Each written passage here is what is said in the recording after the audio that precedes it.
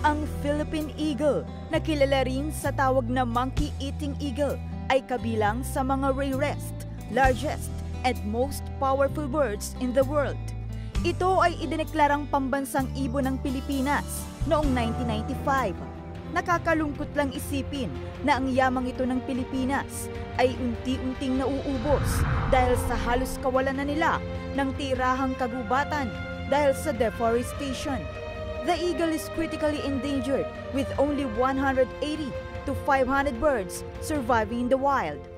Kamakailan lang ay namatay na rin ang isang Philippine eagle at ang specimen nito ay inilagak sa Regional Office ng Department of Environment and Natural Resources.